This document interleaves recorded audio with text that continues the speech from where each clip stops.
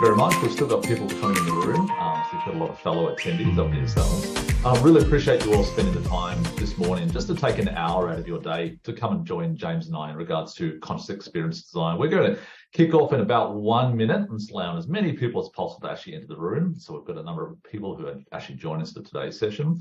Hopefully you all caught the game last night if you're in Australia. Shame the Matildas didn't win, but had that exposure to the game was really amazing if everybody stayed up and actually watched it. So we're going to start in about 1 more minute. Like I was saying, for those who have just joined us, this session will take about an hour. And we want to ensure that towards the end of the session today that we allow a little bit of time for Q&A. But whilst you're waiting, and when we actually get into the session as well, you should have access to a Q&A tab, which is at the bottom of the screen there. So if at any point you've got any questions, any queries, anything you want to know more about through what James and I are going to present to you today, just use the Q&A tab. We can't see you, we can't hear you, and that's deliberate. So Q&A tab is the best way to actually ask questions. We're going to make sure we break those questions open at the end. But look, without further ado, I think we might jump into it. So again, thank you very much for joining us. It's really our pleasure to host yourselves with this session today. In all transparency, this is our first webinar. So it's a little bit of an experiment, but I think it's going pretty well so far. So James and I are going to present to you today the topic of conscious experience design. So this session today is really to help you really understand in terms of from a design and a research and a human engagement perspective, how can we actually make practical conscious decisions to affect the world around us by what we actually decide to do with our behaviors, with if you're in product design, with how we actually implement solutions to the world. So my name is Robert Williams. I work for Objective Experience. I'm the Strategic Design Director. And my co-host today is James Breeze, our owner and CEO of Objective Experience, who I'll allow to introduce himself. James. Thanks. Hi, everybody. Great to have you all with us. I'm really pleased to be presenting our concept, conscious experience design, to everybody. Let me start with a little story about some things that I've been doing in my past. So when I was 17, I lived in Thailand for a year on a student exchange. And during some of that time, I was fortunate enough to be ordained as a Buddhist monk. Yes, that's me, and I don't have any hair or eyebrows. This experience and meditation fundamentally changed my life. And later, in my honours in psychology, I even wrote a thesis on meditation and its effects on stress and anxiety. Growing up in Adelaide, South Australia, I've always had a passion for nature, engaging in outdoor activities like rock climbing, bushwalking, canyoning, kayaking, skiing, and surfing. Something that hurts me the most is seeing with my own eyes the extinction of the species occurring on a daily basis on planet Earth. The Buddha said, one moment can change a day, one day can change a life, and one life can change the world. For me, meditating every day helps me understand my unconscious mind, and this led me to psychology. I tried clinical practice, and it wasn't for me. So instead, I chose organizational psychology and human factors way back in 1999. My integration of academic training in psychology and altruistic values led me to found a UX agency, Objective Experience. Our tagline is improving people's lives. At Objective Experience, we do all kinds of things related to human behavior, UX strategy, research, design. We also do eye tracking, which helps us to understand people's unconscious mind, the things that they're not going to tell you in an interview. And of course, we do usability testing. And after COVID, we do multilingual usability testing in 15 different countries in their local languages. Rob helps us lead with UX training through Objective Academy, and also we recruit participants for testing across those 15 countries in APAC. Over time, I became concerned because historically people have designed things from a limited and unconscious mindset that's driven by profit and encourages over-consumerism. You can see some of these clients, the perpetrators here are on that list. On an individual level, we know that overusing social media creates mental health issues like depression and anxiety. Collectively, consumerism encouraged through digital marketing can create devastation in our environment. And this frustration led me during COVID to work out how to improve things on a day-to-day basis as researchers and designers to improve these societal problems and to ask the question, As designers and researchers, how can we work consciously to improve life on Earth? We must strive to create impact through the designs of products and services that thousands, hundreds of thousands, or even millions of people use every day. Do millions of people use the products that you're making? I believe that it takes a new set of skills and a new framework to make this change. So what do we need? With the rise of AI, what will we be left doing in 2028 or 9 or 2030? What does it take to be employed then? The World Economic Forum Future of Jobs report suggested that things like creative thinking, resilience, motivation, self-awareness, curiosity, attention to detail, empathy, and things like that are critical to being able to perform in the today and in the future. And these are the things that being more mindful of your day, of your day-to-day life, and more conscious of how you do things and how they affect the world around you will support you in your growth going into the future. Developing and deepening your self-awareness is key, and I teach my staff at Objective Experience to do this in regular wellness sessions. We even have a wellness week coming up next month where we'll be learning about meditation, mental health, managing stress. In the past, we've done yoga sessions, all kinds of things that staff and guest lecturers who come in tell us about. And your internal state is not yet the space where AI plays a role, and our experience is pretty much the only thing that we have control over in our life. So let's try a quick mindfulness exercise. I use this exercise to help me focus or be creative and to get myself out of my head and into my heart and into that intuition, that gut feeling. So if you can all just sit up straight, put your hands on your legs and your feet flat on the ground and close your eyes. And just become aware of the noises, the taste, smells. Just become aware of where you are right now.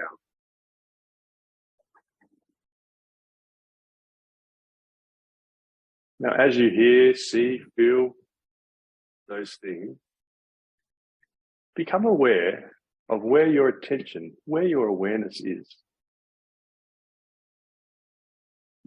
It's probably right between your eyes in your thinking mind. Now, as you feel your attention focusing in the front of your head, imagine that attention turning into a little bubble.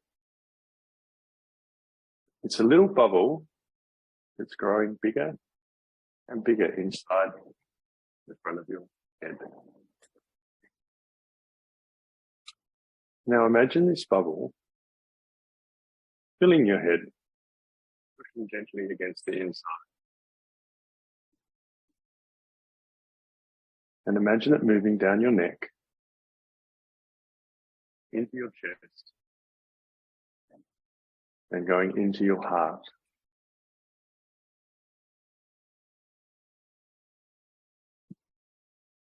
And as you feel your heartbeat, imagine that bubble pushing gently against the inside of your heart.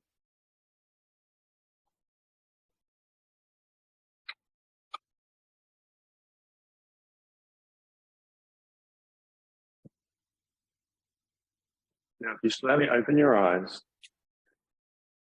you should find that your attention is not in the middle of the head anymore. And that is a great place to be creative, to be empathic, to listen, and to bring yourself back to if you need to each day.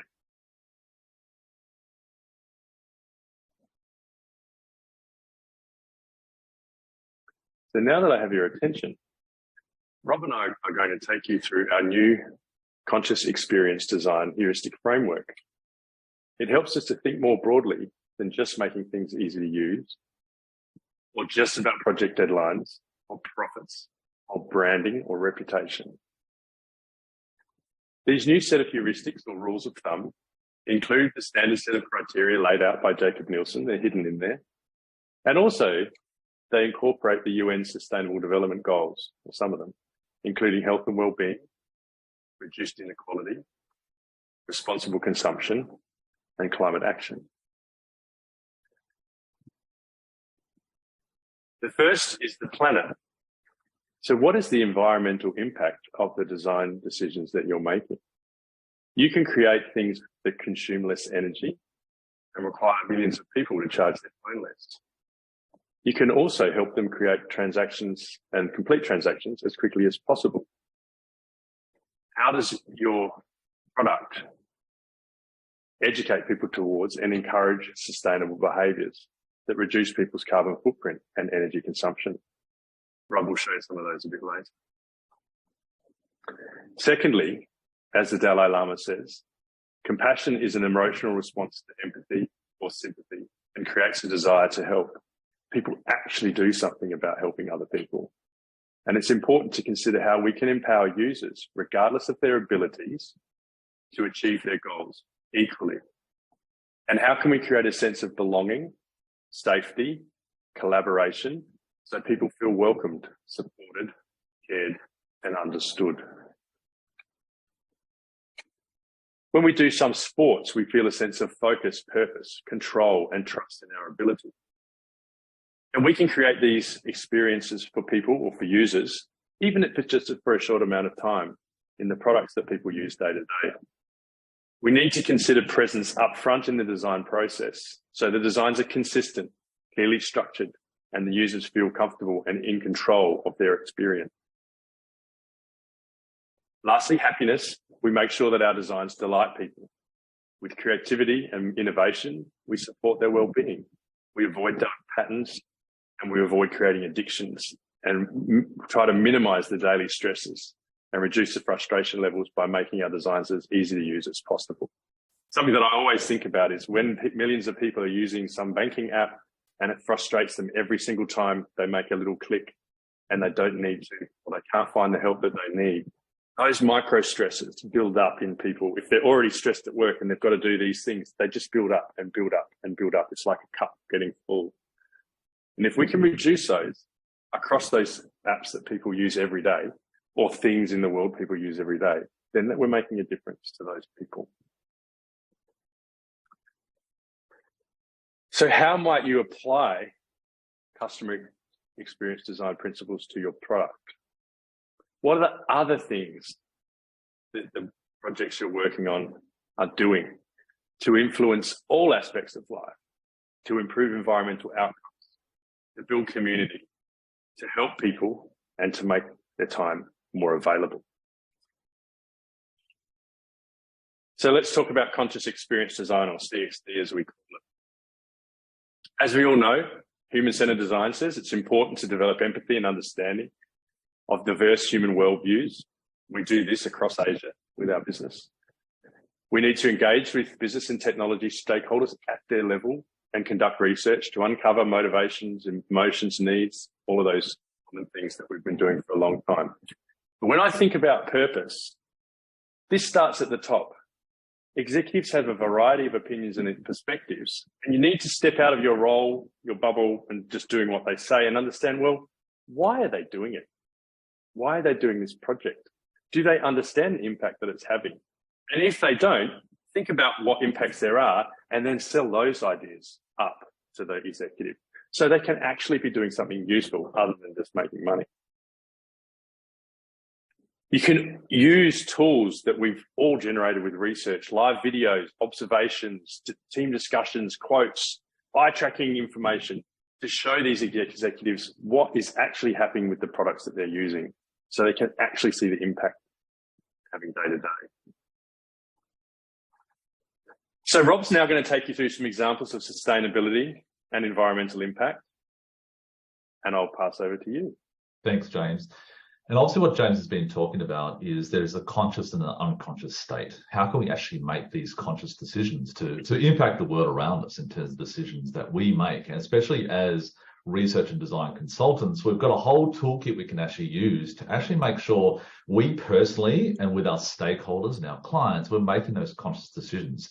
And really, at the end of the day, in terms of what you represent and what you do, we just want to talk about some of these are quite lofty ideas, but they're really important considerations. And the first is around sustainable design. Now, you've probably heard the word, what is sustainable in terms of the impact you make? Think, how can I actually apply those changes myself?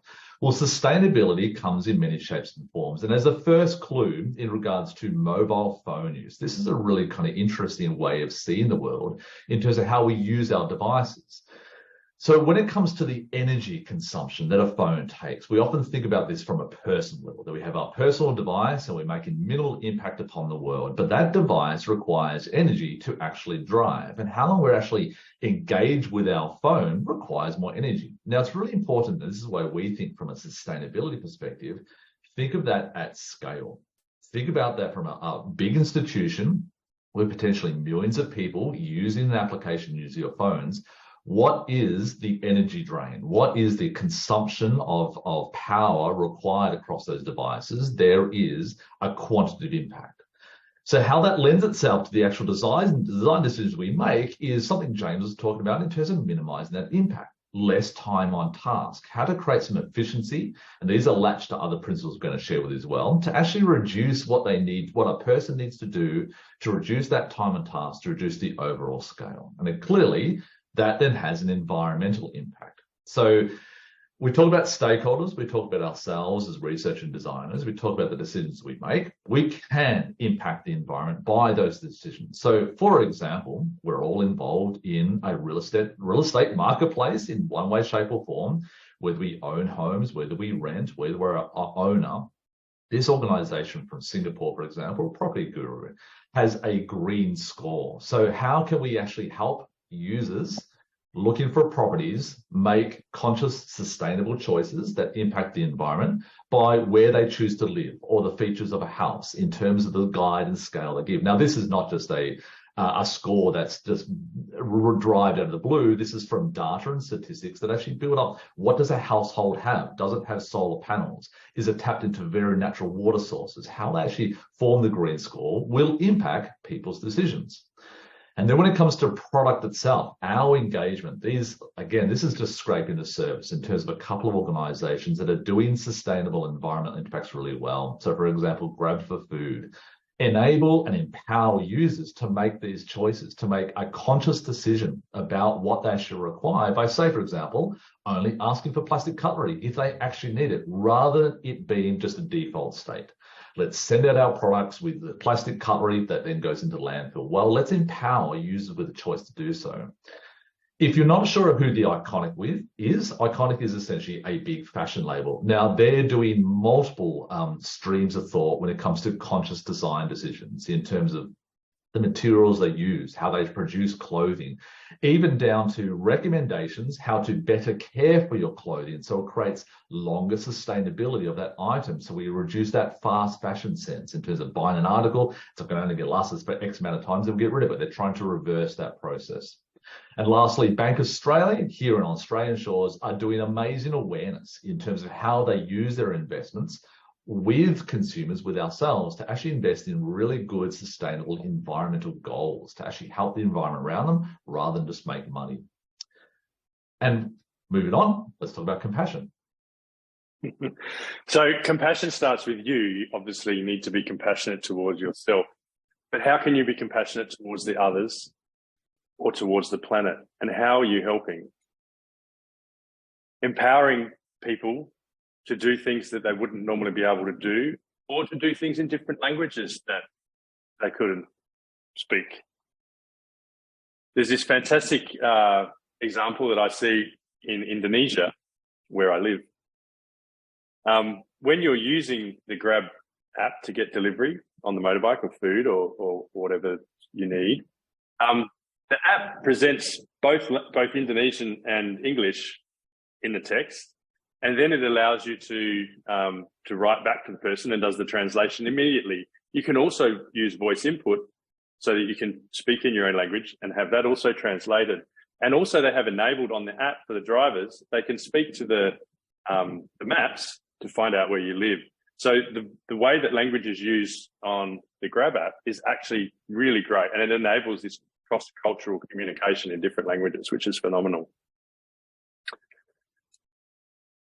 And from a local sense, when it comes to compassion, any Sydney-sider, we can't hear the audio, unfortunately. Oh, that's okay. Any Sydney-sider in Australia will resonate with this device, which is essentially the push button to cross a road. And I'm sure anybody who's in Australia can imagine what this sounds like. It's the familiar tick, tick, tick, tick when you're actually allowed to cross the road. Well, this is essentially a sensor that is audio accompanied. So when it comes to compassion, it is actually communicating with us as versus just a light or as versus just a grid upon the road. It allows us interaction that provides us with information through both sound and vibration coming from these devices. Now, community, how do we how do we create a sense of community through design to encourage people to interact, to encourage people to discuss social challenges and promote positive change? Rob. What we see around us is a lot of different aspects of community, especially on from a mobile, from an Internet of Things, from a social engagement perspective. And look, there is always a balance of what is good and bad socialization and community connection from a social media perspective. Well, the good news is that there are a lot of organizations, especially bigger organizations, creating communities, and we're all contemporary mobile users, and we will understand what it means to actually connect with others online. And the thing that is really important here is the consideration of validation. Who is a community, a connection that we actually want and desire that is honest, that is validated and truthful in terms of bringing us degrees of happiness that we feel the community around us. And we've all been through COVID, and this has really come to the fore in terms of those connections with other people through digital means. That is a really validated experience. And without citing too many examples, Instagram, Twitter, Facebook, etc., there are many organizations doing a lot of good, helpful, conscious decisions in terms of creating communities in the online space. And in terms of happiness, how do we delight our users? Rob's got an example here to share. Yeah, so delighting users, especially from our industry. So we're from a human-centered design industry.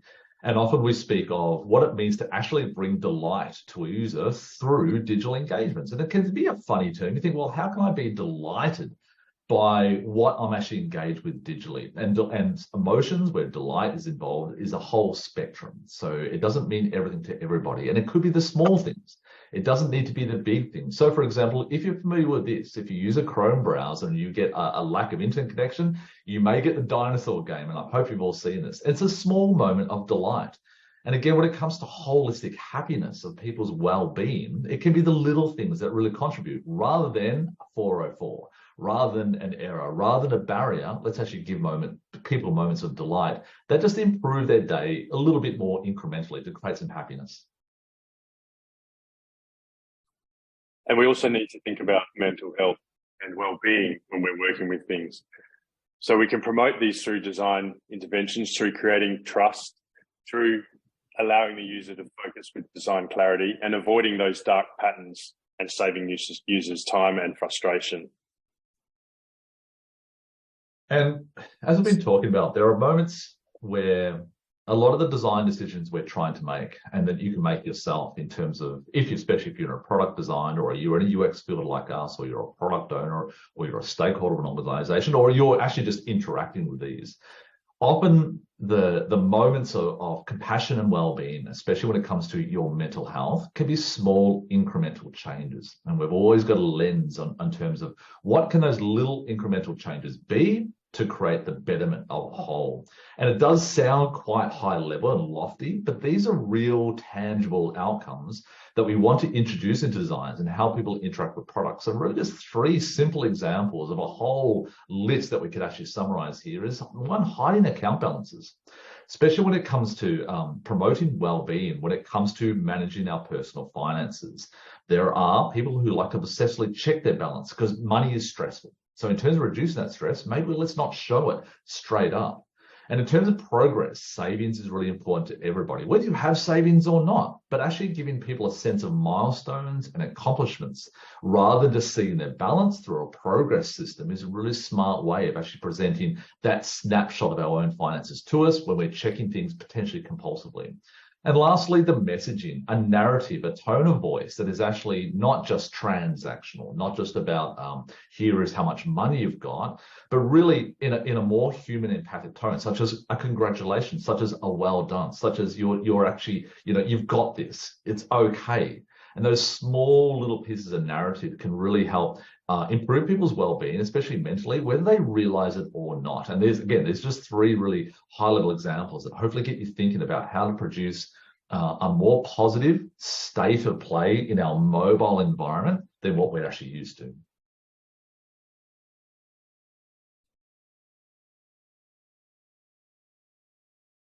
So in terms of presence, how are we giving people a sense of purpose? Rob?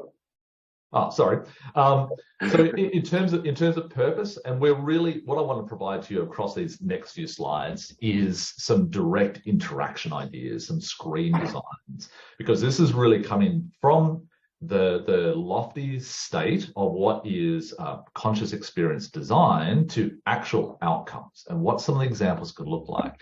And a lot of the frameworks we actually use within an objective experience is bringing these to the fore. These are part of our everyday tools. So when it comes to purpose, really making it clear to people what it is they're coming to their product for, to reduce the cognitive noise of what an application can actually hold, and really to give them clear, highly visible distinction about the purpose of what they're actually using the app for, and maybe it is about that balance and make it really clear. As a side note, we do a lot of usability testing, a lot of empathy, a lot of understanding of customers' actual needs, and so these translate from those insights directly into the purpose of how they use their app. The next thing we've got is control. And again, these are just high level, just single examples. I mean, we'd love to speak to you all more further if you're curious about more examples, but I want to just bring the kind of design thinking to you about what might you consider. So when it comes to control, this introduces diversity. This introduces the idea that a single device can bring many components to it. Like, for example, a banking app that actually has social media, has a network analysis, has a way to book flights. Again, depending on what actually people need from it, taking control of the space you're actually using to reduce the cognitive load of having multiple apps or multiple features or multiple services where they're not needed. Maybe some consolidation is really important in terms of establishing that control, and having a single point of contact or control over an application in your life reduces, again, that cognitive stress of what we're actually going through. The next slide in terms of trust and respect.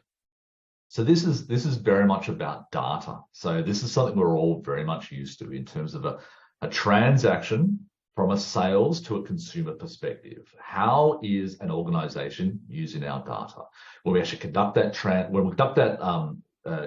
purchase online, what is the information we're actually giving that can be trustful and respected as a transaction between ourselves and the point of sale?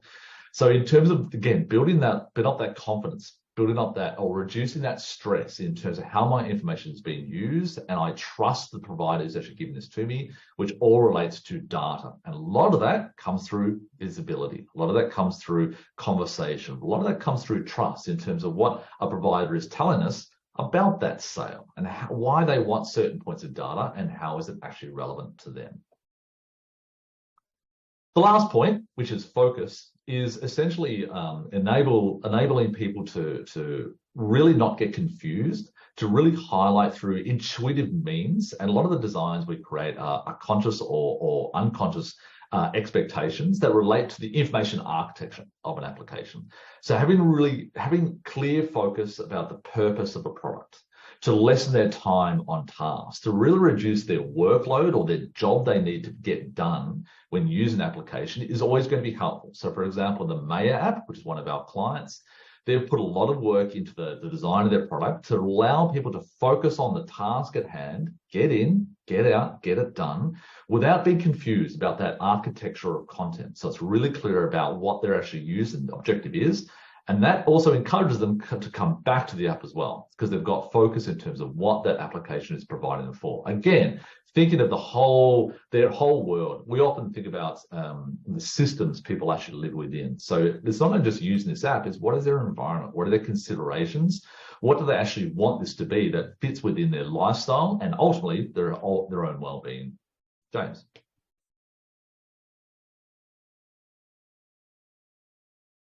So, will you help me save the world? Instead of waiting for a superhero to come, how can we improve the way that you work by becoming more mindful of your own biases and get a better understanding of other people so that you, your team, and the company you work with can expand your awareness to the design of things that allow us to empower everybody to become their own superhero?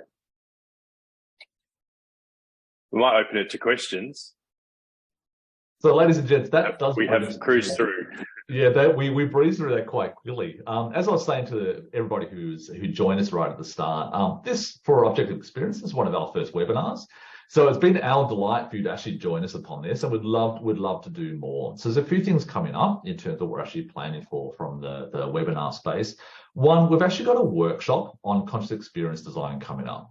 We're going to email you all in regards to the details of that workshop. So if you're interested in learning more, wait for that email to come to you. We'd love to hear from you in terms of what you'd like from that workshop, but we'd also like your feedback from this as well, because this, like I said, this is the first time we've conducted a webinar in a while, and we'd like to understand how many people here have actually really heard something that resonates with you. In this webinar, there is a Q&A. So if you've got any questions now you'd like to ask, use that Q&A button down the bottom, and we'll strive to answer those questions now because we've got a little bit of time left. But that does essentially conclude the session. I'm happy for you to stay around and ask questions if you like, or it's been our pleasure that you've been able to join us today. It's only been a short half an hour. That's okay. We did fly through that content, but I feel it's gone really well. So thank you very much for your time. You're welcome to drop off now if you like, or if you want to stick around and ask a question. We're just going to hang out for a few more minutes whilst you do that.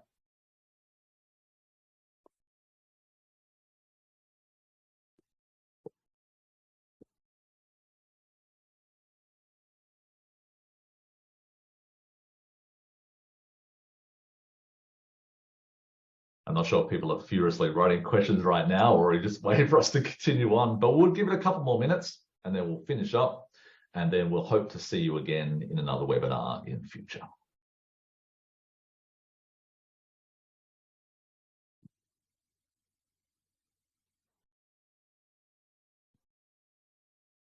All right, we've got one question from the audience, and I'll read it as wrote. How do you approach a business challenge and incorporate CXD framework within it, as many stakeholders don't understand the impact of the methodology? So how do you approach a business challenge and incorporate CXD within it, James? I think the best way to do it is to have the workshop and have a discussion with the stakeholders to understand what it is the challenge is doing, and to sort of see the broader perspective and ask the question about what is happening for the environment, what is happening for community, for compassion and people's health. Yeah, good answer. Hopefully that answers the question. We've got a second question here, which is, what do you think is an example of unconscious design? And what I take from that question is, how do we actually influence people to make better choices for betterment without them realizing they're doing so?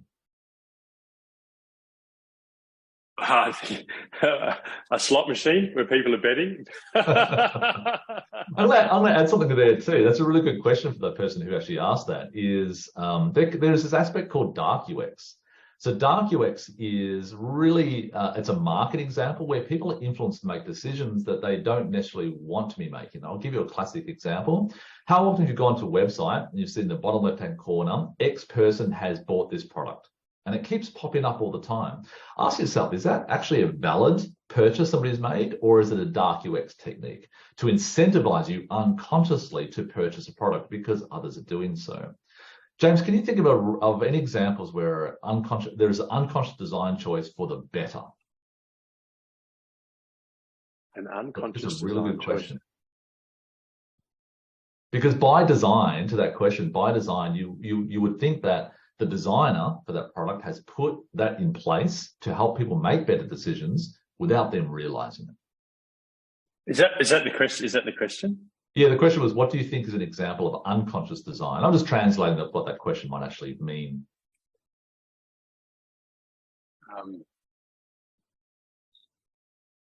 Yeah, when I think about unconscious design, I think that it's where the designer hasn't actually considered the various options. You know, when people who are designers, we work with a lot of them, and we're always giving them feedback about their designs through usability testing, through expert reviews, heuristic, competitive reviews, that sort of thing.